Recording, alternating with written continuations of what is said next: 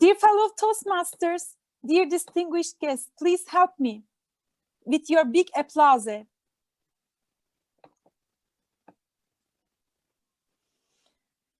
Gunsel, Topbas, how do you know down is not better than upside? How do you know down is not better than upside? Gunsel, Topbas. Life is so valuable, so precious. And don't you think it is also full of surprises? We love those surprises if they immediately make us happy. Because whatever has happened meets some expectations that we already set. We hate those surprises if they upset us, even if simply stress us, because whatever has happened is not what we are accustomed with and likely require us to make a change. We all have ups and downs in life. As we are all here now means we have survived through those instances. Last year on March 15th, I traveled to business, to Egypt for business to stay a week and then come back home Istanbul. 24 hours later, borders were closed due to the global pandemic. My wife apparently heard this before me, and she was trying to book me on the last flight with no success. There were no flights or other means of getting back Istanbul, getting back home, and getting back to my family. Imagine what kind of a surprise it was to me and to my family. I was feeling as if my life was turned upside down. I was so upset. I was so stressed.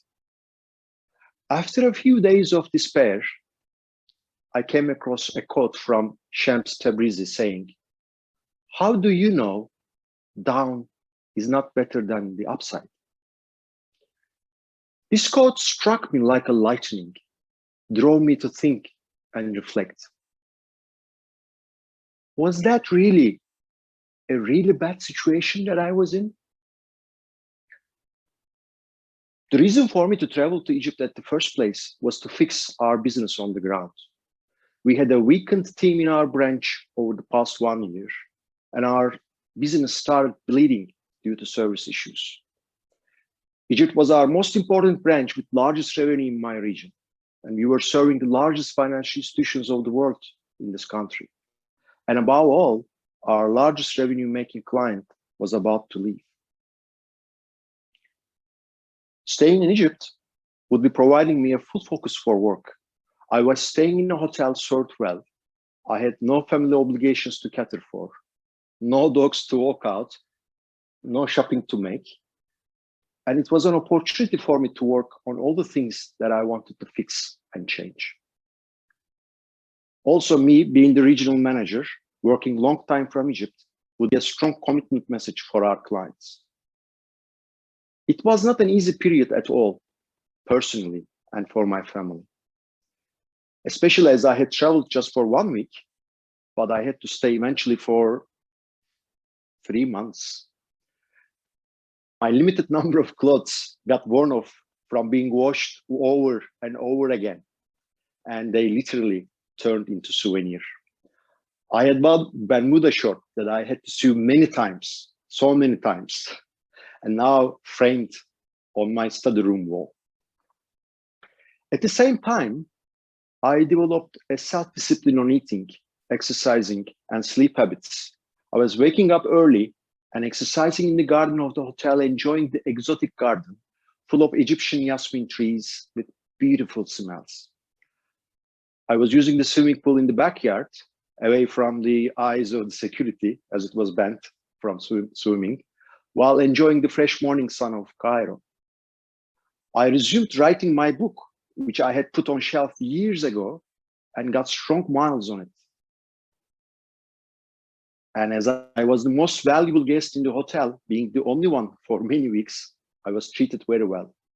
Chefs started cooking Turkish food and prepared special İzmir köfte, biber dolma, and lahmacun for me. By the end of the 3 months, business-wise, I did fix our Egypt branch, hired a new manager and a new team, and handed over successfully. Furthermore, Success transferred all the lessons learned to my other countries.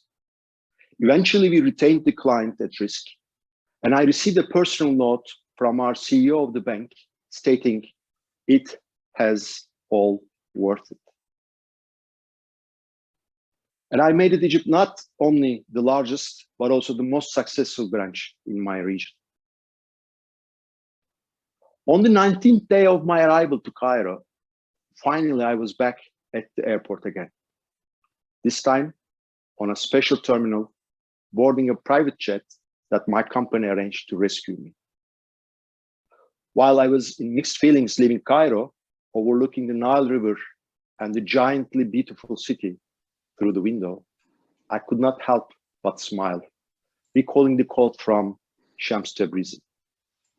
I was so grateful as I had truly experienced end-to-end that down could really be better than the upside.